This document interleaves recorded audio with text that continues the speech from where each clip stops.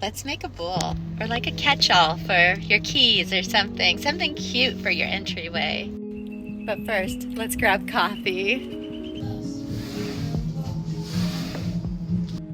All right, now that I've had my caffeine, we can begin. We're gonna create a bowl today. I'm pretty excited about this. I love these big bowls. They're just fun to have around the house. You can use them as a fruit bowl or kind of a catch-all in your entryway. Really, they work for everything, and they're so cute, and you can carve the heck out of them if you like. So I'm going to get this clay nice and centered. A lot of times when I'm centering a lot of clay, I'll start with the top half of the clay, and I'll get that centered, and then I'll do the bottom, and then I'll bring it all together. But if you don't have your clay nice and centered at the very beginning, you're going to struggle with this project the entire time you're throwing. The other thing to keep in mind when you're doing this is you don't want to use a lot of water.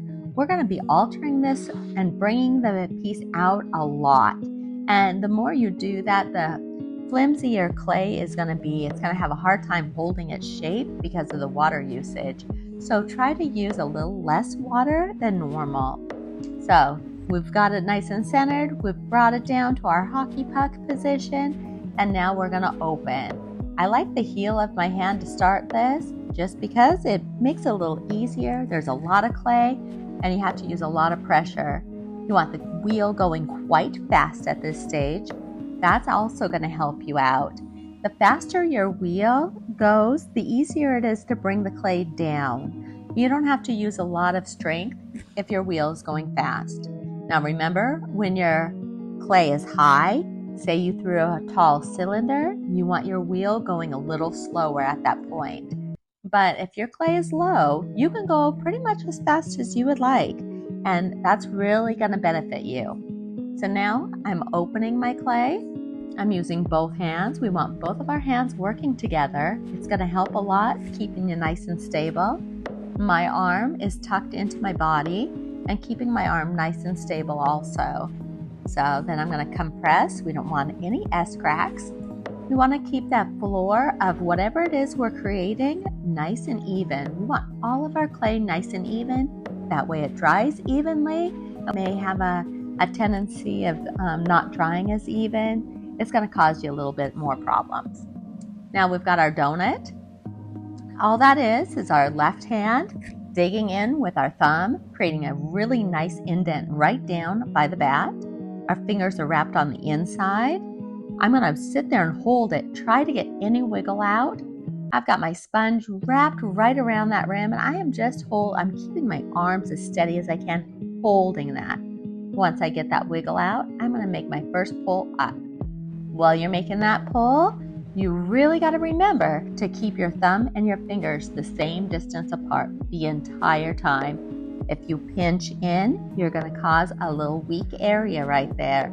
If your hand's out too far, you're going to have that added weight that is going to put a little pressure on the weak area, and you're going to get a nice twist in there.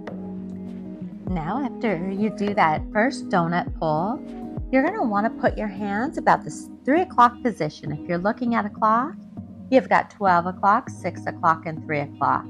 Your hands should be between that 3 o'clock and that 6 o'clock mark. If your hands are going past the 3 o'clock area, it's because your arm is not tucked into your body. Keeping that arm tucked into your body, keeping it nice and firmly stable, is going to really make you be able to make a nice even pull.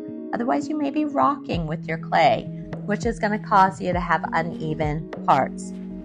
So we're going to start with being all tucked in, and then you'll apply that pressure right down by the bat, and then you'll be able to pull that clay and make a nice even pull. So before I do that, I get the water out of the center and I regroup my rim. I try to do that between every pull. So now that I've got the water out, regroup the rim, I'm going to put that indent right down there by the bat. I'm using my outside hand for that. I want both hands touching if I can. And then I'm going to make my pull. My hands are going very slow. My wheel is about a medium speed. And I try to keep both hands touching, like I said. This is going to help keep your hands nice and stable.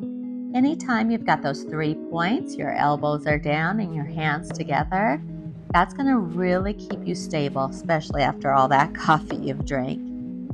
Now, what we want to do, of course, is get the water out of the inside. We have to be really aware of that. If there's too much water or a little puddle down there, then we're going to have a lot of problems in the end. Our bottom is going to be weak. Sometimes it's just going to kind of melt away. So get the water out as often as you can. I'm going to make another bowl. I've got plenty of clay here, and I want a really kind of a pedestaled bowl.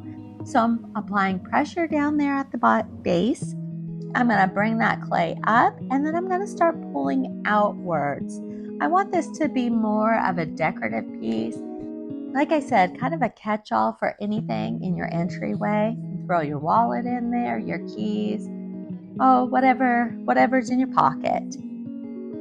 Something cute that everybody can see, but it also is very functional.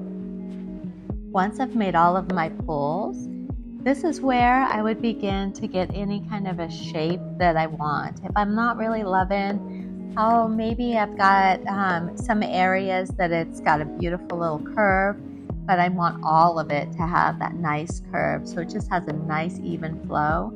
This is when I will take a rib. I love these red ribs.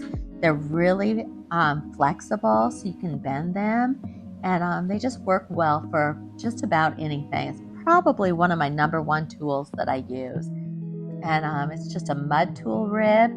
I'm sure other ones are great too. This one is just my favorite. So I'm going to take it, and I'm going to just get that nice shape that I'm looking for. Once I have that shape, I'm just going to kind of keep my hand there. It's very soft at this stage. I really want to be gentle with it, and so it doesn't flop. It's really easy to have an area flop right now. So keeping your wheel going very slow. And then once you have that shape, you can just cut this baby off and you're done. But I really like to kind of take my sponge and clean up any edges. So maybe I bumped it with my hand, or just doing your pulls. You never know. I just like to regroup that rim, getting it nice and even. And then once your rim is good, you can take your cutoff wire and get it off of the bat. Let it dry so it's ready to trim. Thanks for joining me. I hope you guys have a great rest of your day, and I hope to see you in the studio shortly creating one of these wonderful bowls.